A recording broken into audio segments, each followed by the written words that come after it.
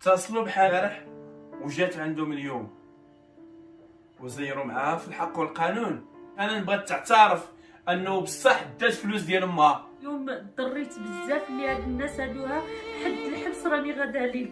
ما بقى عندي حتى شي حياه اللي هذاك خسروا لي الحياه ديالي بكل رغبه. حد الحبس انا نمشي ليه ويتهنى ويساليو. ياك الحبس اللي بغيتو ليه اولاد الناس انتم غتصيفطوني ليه. كانوا تيوعدوني بالزواج د ولدهم وكانت جاتني لفرنسا. كان ولدهم ولدي هو ولد عمتهم تيقولوا لي راه غادي يديك لفرنسا راه غادي يدير وقالوا غادي تزوجي. قسما بالله ما عرفت راسي واش يكذبوا عليا هاد الناس. ما كنتش طالعه في راسي واش الناس يدللوا بيا حتى لحد. علاش النوبه الاولى؟ شكون اللي خلاك النوبه الاولى انك انت عارفه الحقيقه وما قلتيهاش للدراكين معك يا سيدي الفاتيس؟ منين خفتي؟ لا غوتي شويه حنا في الحقيقه اليوم. خفت من ولدهم خفت. تيقولوا تيشرب الدواء وهذاك مريض. خفت. شنو كان باش كتهدو؟ تهدوني شحال سمعت التهديد ديال بينا غادي تقتل بينا. انا مؤمن الله يجازيك بخير. والله الا تعدينا عليك. سبحان الله يسعد عليك. الله يحفظك. والله درنا اكثر من هدنا. سبحان الله. السلام عليكم ورحمه الله تعالى وبركاته. نتمنى من الله كلشي يكون مزيان وفرحان. تحيه لخوتي المغاربه داخل الوطن وخارج الوطن. تنتمنى اللي ما تيبغيش الظلم يبارطاجي الفيديو يعطيونا لي جيم ديالو والراي ديالكم. حنا كرئيس جمعيه ملاك المغاربه في اوروبا اللي عندي غير على بلادي، لما دخلت باش نفضح هذا الفساد اللي تيديروا هاد الناس والنصب والاحتيال اللي تيديو الجاليه، وداروا لنا وكالات للجاليه المغربيه منهم 14 مليون، كاين اللي منهم مليون ونص، مليون ونص في 3. ودرنا شكايات الى السيد الوكيل الملك في ازرو. كل احتراماتي الى النيابه العامه ديال ازرو، وصنتوا لنا الدرك الملكي في ازرو وظرف وقيله طلعه من شهر 6 وحنا في نفس هذه القصه هذه. ولكن حنا ما تنملوش وتنبحث باش نجيب لكم الحقيقه. واليوم جبتكم حنان اللي كانت ساكته وما بغاش تهضر وعندها شله ما تهضر، ولكن اليوم الحق تينتصر.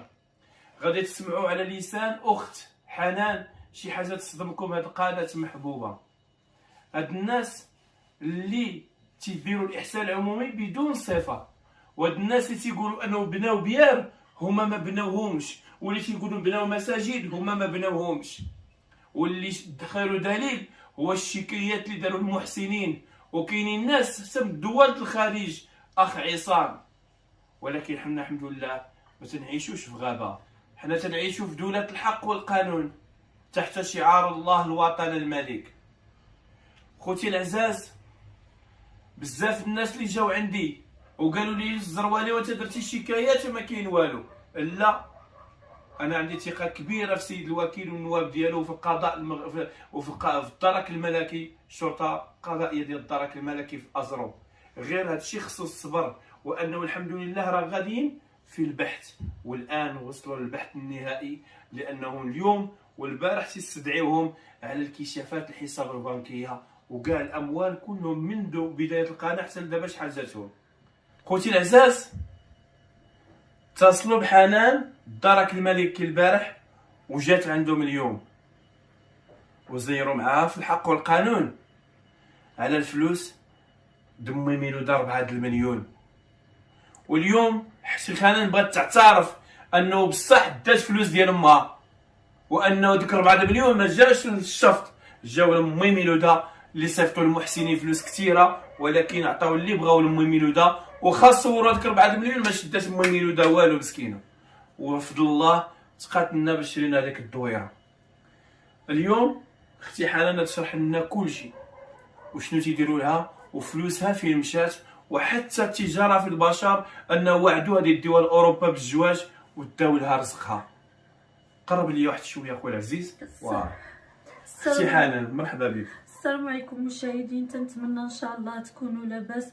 وشكرا لك اخويا يوسف اللي تلاقيت معاك ودرتي لهذا الرغبه ديالي وهذاك تنشكرك بزاف بزاف، والله يجعل ربي يوقف معاك. اليوم ضريت بزاف اللي هاد الناس هادوها، حد الحبس راني غادا ليه، ما بقى عندي حتى شي حياه. اللي هذاك خسروا لي الحياه ديالي بكل رغبه. حد الحبس انا نمشي ليه ويتهناو ويساليو. ياك الحبس اللي بغيتو ليه اولاد الناس هانتوما غتصيفطوني ليه. الفلوس 4 المليون واخا سي بزاف. حنان ما تبكيش، يكون خير، غادي يكون خير. كون كنتي تسمعي كاع ما توصل لهادشي.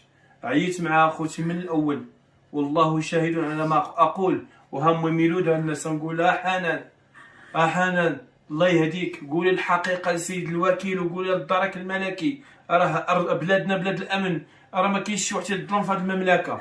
ولكن ما بغات تسمعني اخوتي، هي تبعاتهم وها هي النهايه ديالهم. النهايه ديالهم هي الحبس. لا ان شاء الله يكون الخير. حنان 4 المليون اللي تصورات في الطبله، واش الشفط ولا امي ميلوده ديال امي؟ الله يصلح الحق. وعلاش عديتيها انت وما داتهاش امي ميلوده؟ عطاوها ليا، قالك ديها ما تعطيهاش لامك، راه غتاكلك، راه غادي دير لك، عندك تعطيها لامك وغتاكلك، ما تعطيها لهاش. ونط انا وديتها للبنكه. وفين هي دابا هاد 4 المليون؟ كانوا كل ساعه تيقولوا لي سلفي لنا، راه غادي نردوا لك، راه غادي نردوا لك، حتى ما بقى حتى ريال من عندي. لا حول ولا قوه الا بالله. وتعذبت في الحياه ديالي. اذا وزادوا بغيت نعرف كملوا. سي حنان، هذيك 4 المليون ماشي ديال الشفط، ديال ديال امك. امي. ما بقاش فيك الحال اللي شتي انك كنت تاكلوا تياكلوك فلوس امك، كنت تجيب دي 2000 جيب دي 3000 جيب دي 1000. مكنتش تنحس حتى لدابا. فاش فقت من القلبه لقيت راسي راني غادا غير العافيه. ما كنتش غادا، ما عمري حسيت بان عندي الام ديالي. قسما بالله دابا تيقول ولا ما تيقوش، عمري كنت تبان لي امي تنقول لهم ما بغيتش نشوف فيها.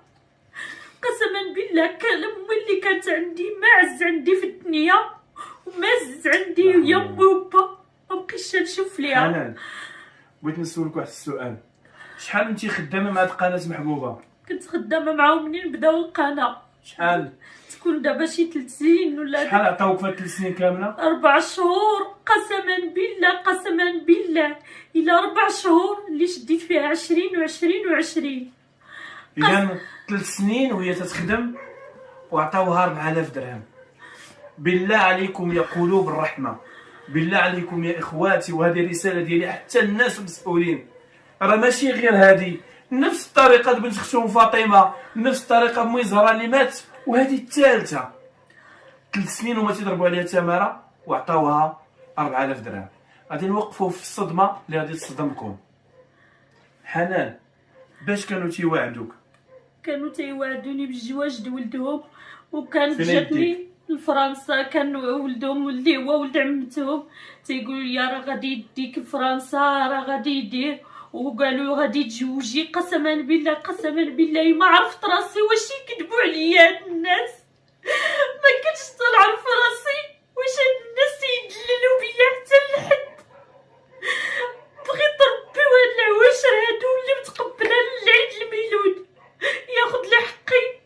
هاد الناس واخا خوتي باش نكملوا، انه الاخت هذه ضحكوا على المغاربه وضحكوا على المتابعين، انهم قالوا لي جوجوا شكون ولد اختهم وتيبينوا لكم بانه انتم راه شفتوا هذا الشيء، راه ما جبناش هذا الشيء من راسنا، الفيديوهات راه باقيين كاينين انهم غادي يتزوجوا غادي يدوها لفرنسا. شحال عطيتيهم بالفلوس؟ كان ولدهم دار قال لي جات واحد 2 المليون علاش واحد المحسنه اللي هذاك راه على الشفط ديالي. وهذاك قلتي لها 2 مليون ما شافت حتى واحد. شكون المحسنه هذه؟ قالت لي ما تقوليهاش وما تعاوديش تجبديه درتي، ولكن واحد المحسنه قسما بالله. ودرت وقلتها لولدهم، قلت لهم ها ما كاين راه واحد 2 المليون وهذه، وناضت ولدهم. هذه ابر على 4 مليون. ابر على 4. فين هي 2 مليون؟ راه عند ولدهم. علاش؟ دا قالك حتى نردها لك وغتبيعوها، حنا غادي نجوجك وانا وغادي. وجلسوا تيديروا بلا الفلوس اللي جاو، هو بفمو على تقليدي. لا تيعيط لي شي خطره في التليفون تيقول لي راه صيفطوا لنا شي فلوس، راه صيفطوا لنا شي ناس. خوتي العزاز، هاد الناس داروها باش ينصبوا بها، ولما داروها جات واحد السيده مسكينه قالت لها قبل ما تزوجي هاكا 2 مليون 3 ديري بها الشفط. قالتها له بانه انت شحال غادي تزوجها بصح، داها لها وتيعيط لها تيقول لها راه الناس صيفطوا لي الفلوس باش نتزوجوا، ولكن في الاخير كان تمثيل. واحد واش المراه السيده ديال عيطات، الزواج واحد المراه عاوتاني كذلك عيطات ليا قالت لي اختي واحد 60,000 ريال واش وصلتك في يديك؟ قلت لها ما لمن صيفطاتها؟ وصلتنيش. لولدهم الكبير فاش قلت لها ما سميتو؟ وصلتنيش حسن، فاش قلت لها ما وصلتنيش، قلت لها ما وصلتنيش وهادي قالت لي شوفي اختي انا راه غادي نجي، راه صيفط لهم 60 ديال و60 ديال البير. فاش عيطت لولدهم قلت لهم واش 60,000 ريال واش جاتها لك؟ كتقولي لا شديتها، وقلت لهم ما غاديش نقول شديتها حيت ما عمري كذبت في الحياه واخا ديالي. اختي حنان، اليوم ملي مشيتي عند الدرك الملكي كل احتراماتي ليهم، وانا فرحان بزاف لانه كاين شي وحدين اللي عيطوا لي وتيقولوا لي راه المغرب فيه السيبه، واش هاد الناس ما تيوقفوا حتى شي واحد، وخليتكم تهضروا. ولكن كنت عارف غادي يجي يوم من الايام وغادي نقول لكم بانه راه ماشي تحط شي كيستجيب معاك، راه كاين بحث وكاين ملفات اكثر من هذا الشيء وكاين بزاف ديال الحوايج. ولكن اليوم اين انتم اللي تقولوا لي الزروالي راه هادو عطاو الرشوه باش الملف ديالهم ما تيتحركش؟ ما كايناش الرشوه الحمد لله. وخير دليل سولوا على سيد الوكيل المحترم اللي المغاربه كانوا يحترموه بالنزاهه ديالو، وكذلك رجال الدرك الملكي.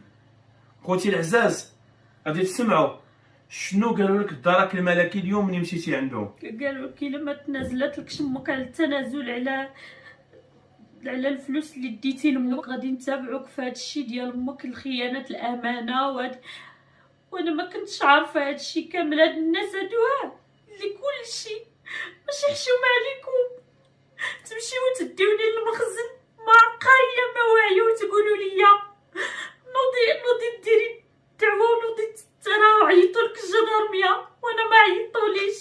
فين عندكم ديال ديكم في الله؟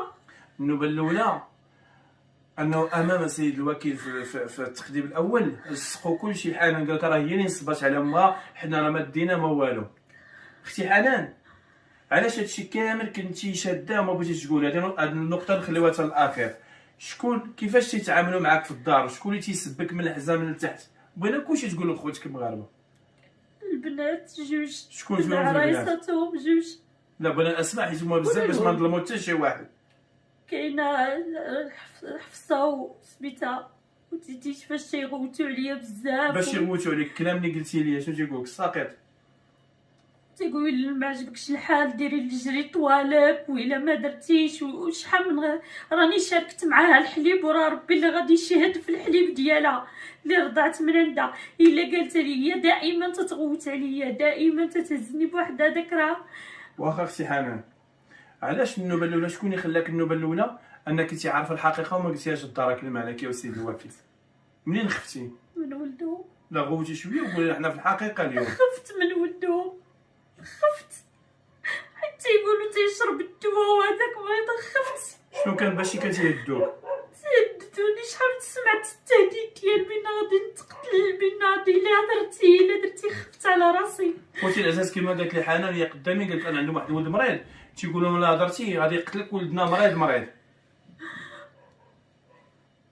بالله عليكم اخوتي واش كاينه شي وحده 3 سنين تشد 4000 درهم؟ 3 سنين شدات خلصوها في 4 شهور الدوله. شحال تتسالك ديال الكريدي؟ 70. علاش هاد الكريدي تتسالك؟ عليهم قسما بالله الا الحوايج الجلال بلي تنلبس اللي تيقولوك الناس لو الجلال تيعيطوا غير الخياطه تهضر غير بواحد هذاك وتقول واش ماشي هي اللي تتخيط لي فابور جلال بقى باش كنت تلبس ونبان في اليوتيوب بجلال بديك المراه اللي في فاس هي اللي كانت تخيط لي حوايج فابور.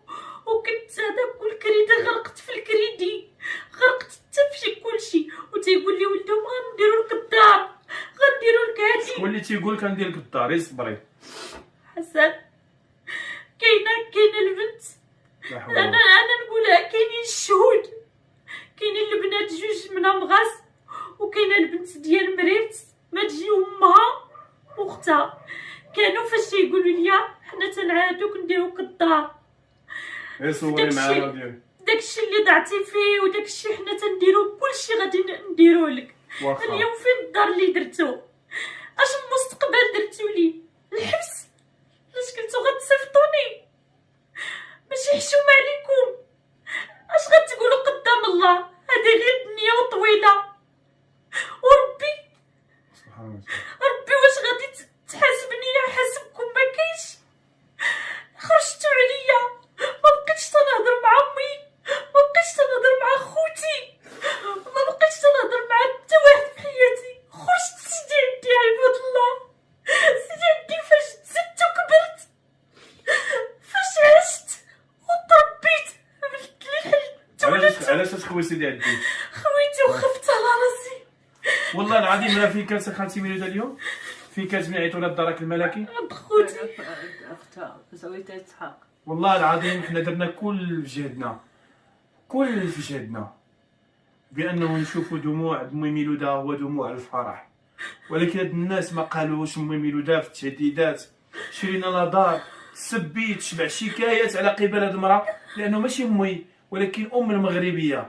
وشفتوا انه تكرفس وتهموني نصبت عليها، ما خلوا ما قالوا، باش نشوف دموع الحزن كتاع دموع الفرح، وردينا لها ابتسامه. ولكن كل ما تردوا الابتسامه تيجيو هاد الناس وعاود يردوا هذيك الابتسامه حزن. امي ميلودة فين كنتي؟ تاخنا عليك بالله الا ما قولي الحق ولا كذبتي. واش فين؟ شكون عيط ليا اليوم؟ انا غوتي يا امي ميلودة الله يعطيك الخير. انا اللي عيطت لك ولدي، انا اللي عيطت لك حيت عيطوا لها رجال الدرك واستدعوها وعيطت لك. قلت لك ولدي راه رجال الدرك عيطوا لها وقالوا لك غادي ننتزل لها. قلت لهم واخا غادي ننتزل بنتي ب 4 المليون وصافي. قالك لا تنازلتي ب 4 المليون راه كلشي غادي تنازلي على كلشي. لحقاش الا درت تنازل هذه على 4 مليون اذا انت الاخرين يمشيو. قلت لا، حطات في امر واقع امي ميلودة، هي تسمح لولد بنتها، هي الاخرين تسمح لهم، ولكن القرار تيبقى امي ميلودة. وقلت لهم لا انا ما غاديش نسمح لهم، بنتي نسمح لها ولا هما ما نسمح لهمش، ما غاديش نسمح لهم حتى دابا، ما نسمح لهم والو.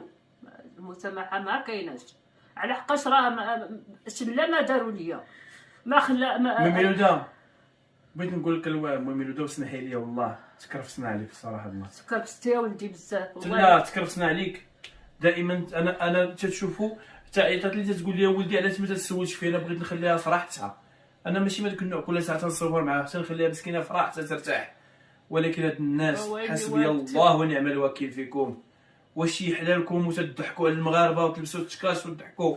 بالله عليكم اخوتي المغاربه، واش عمر شي واحد يصور الزواج انا غادي نشري الخاتم، انا غادي نشري هذا، انا هذا، وتد الناس ورزقهم كيجيو الناس رزقهم. فاطمه بنت خوك مسكينه حيدنا لها حجره قدها قداش، امي زهره ماتت السر ديالها عندها، ولكن القانون والله انا ملي تندخل حاجه لن استسلم فيها، لانني تندخل باقتناع بانكم نتوما بصح خصكم العقوبه.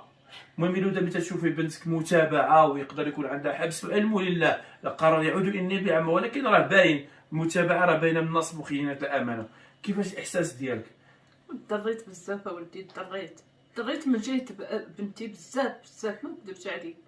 واخا تكون خايبه على حقاش راه الله ياخذ الحق ديالها، ماشي راه ما كايناش بنتي هكا، راه حتى اتصلت بهم اللي ولات هذا الا من ربي مرحبا وإلا من العبد تبعتو صافي. ما طلعتش بنتي كتقبلني ولا هذاك لا والي، واخا دارت لي اللي ما كاين ما نقدرش بنتي تمشي للحبس، ما نقدرش وما غاديش ندير لهم هما التنازل. دابا ما بقيت. المهم ميلودة واخا بنتها دارت فيها العيب تبقى بنتها. اختي حنان، وعلى واش انت مستعده ترجعي عند الامن الوطني الدرك الملكي وتقول لهم الحقيقه؟ هذه رساله ديالنا اللي تنوصلوها للدرك الملكي الازر النازحين، انه اخت تنتمنى ان شاء الله الدرك الملكي الوكيل، تنتمنى ان شاء الله يشد لي الحق. انا راني ما داخلاش في هذا الشيء، انا راه الناس يزرفوني نعم. شوف دابا البكي ما عنده باش يفيدك. واش انت مستعده انك تمشي وتقولي الحقيقه بانك 4 المليون راه ماشي ديالك ديال امك؟ مستعده امام المغاربه؟ واش انا تنضغط عليك؟ لا. شكون عيط الاخر، انا ولا نتوما؟ انا اللي عيط. المهم ميلودة شكون عيط الاخر؟ انا اللي عيطت لك. انا ما كنتش عارفكم اليوم عند الدارات، الله شاد عليا. والله ما عرفت. ولكن انا اعوذ بالله من قلت انا تنحترم المؤسسات اللي داير سيدنا، وما يمكنش الدوله تفضح الفساد، لان الدوله ما عندهاش قنوات، لان الناس طغاو في القنوات وبلي يجي الجمعيات يبينوا حقيقتهم ونديروا شكايات. لو كنت انا باغي البوز غندير نبقاو شي يسب شي، ولكن انا تقدمت الى القانون، حتى الشكايات ديالي اللي وكلوني الجاليه المغربيه اللي سيدنا الله ينصرو تعطيهم الاولويه وعندهم دور في الاقتصاد المغربي. الان عندهم شكايات في النيابه العامه في المحكمه. ما نقولوش انهم تصنتوا الناس، تصنتوا لنا وضربوا مجهود، وهذا الشيء انا تعترف به وباقي تنقول انا تنفتخر ببلادي، ولكن توصل الرساله ديالي. خاص هاد الناس يكونوا عبره لاي واحد تيستغلوا الناس ويتاجروا فيهم ويديروا عرقهم ويديروا عرق الناس. وحنا تنطالبوا السيد الوكيل المحترم هذا البيان اللي تيقول، وانه عندي دليل السيد الوكيل المحترم انه واحد اللي تيعطيهم البان فهما مزورين. تنتحمل هذه المسؤوليه، ما عنده لا وكاله ولا شركه ولا معترف به من السلطات، تيعطيهم البان مزورين، وتا هو متابع بالسب والشتم والتهديد بالقتل وتيقولها بالمباشر. وهذا الشيء اللي خلى الجاليه المغربيه وخلى المغاربه يشكوا واش المغرب ما فيهش القضاء، لما تيخرج واحد وتيقولوا مخير في عودكم سرجوه. اذا هنا تتكون الشكوكات، ولكن حنا ما تنقولوش انه ما كاينش امن، تنقولوا كاين القضاء وكاين الامن، ولكن كل حاجه تجيب وحده. واليوم جا الدور اللي ودي غادي يخلص. عندك ما تضيف اختي؟ شنو بغيتي تقول؟ يوم الحق كما نتوما عذبتوني في الحياه، كاين حاجه المليون اللي قلتي لي بغيت نزيد بعدا 1 مليون نهار فاش كنت غادا الشفط. مليون كانوا تشدات مليون باش غيدوني ندير الشفط. فاش وصلت لسميتو الكازا خلصوا 300 درهم ديال هذاك الدكتور تازي تخلص 300 درهم في الاستقبالات باش تدخل باينه. دخلنا قالوا واحد القدر ديال الفلوس، خرجنا من هذاك راه ديك مليون ما شتاش لدابا. لا حول ولا قوه الا بالله. هذه بوحدها. اذا بان الحق وزهق الباطل. خوتي العزاز، حنا ما تنحاربوش الناس اللي تيديروا الخير، بالعكس انا تنبغي الناس يديروا الخير ونتنافس معاهم شكون تيدير الخير. وبمشاهده العالم انه يوسف الزروالي لا نحب الظلم، ولكن تنتمنى من المغاربه نضامنوا وهاد القناه هذه خصها تمشي، الناس اللي تيتابعوهم لكم راه باين. شنو تنقول ولا نمشي للحبس ولا نمشي للحبس ولا نمشي، قسما بالله حتى نتابعكم، قسما بالله ما تبقى فيا ولا يبقى فيا. واخا هاك السيد هذا اللي وعدك في الجواز سمعتوا انه كاين في المغرب، خصنا نرفعوا به دعوه قضائيه بانه عارفه الاسم ديالو. ان شاء الله غدا ان شاء الله ولا يوم الاثنين نمشيو نحطوا شكايه ديالنا في النيابه العامه باش يتم اغلاق الحدود ديالو باش يتعاقب هذا. ولكن راه شوف، اتقوا دعوه المظلوم لو كان كافرا. راه الله سبحانه وتعالى ما تيجيش يفضحك، الله تيمهل عليك وتيمهل عليك لعله ترجع الى الطريق الصحيح وتعطيك دروس. ولكن اللي طغى ستكون نهايته هي الشوع. تحيه لخوتي المغاربه. اسمحي لنا امي ميلوده الله يجازيك بخير، والله الا تعدينا عليك، سمحي لنا الله يسهل عليك، الله يحفظك. والله درنا اكثر من جهدنا. سمحي لنا امي ميلوده، والله الا درنا كثير من جهدنا باش نفرحوا هذه المراه وشرينا لها دويره، بغينا مسكينه تفرح. ولكن انا تنكره نوري امي ميلوده في الفيديو لانه بغيت تعيش مسكينه سالمه، وتنقولوا ما تصوروش معها غير باش ترتاح. وخير دليل هذه الايام انت تيدي ما بقاش ترعد، تنسولوا فيها بخير باش تبعد على المواقع. ولكن هاد الناس حسبي الله ونعم الوكيل، حسبي الله ونعم الوكيل، وانا لكم بالمرصاد. والله ما نسكت، والله ما نسكت، واخا نعرف ندير وقفه في واشنطن عليكم، وانا عندي ثقه كبيره في القضاء. شعارنا الله الوطن الملك. الله يبارك في عمر سيدي.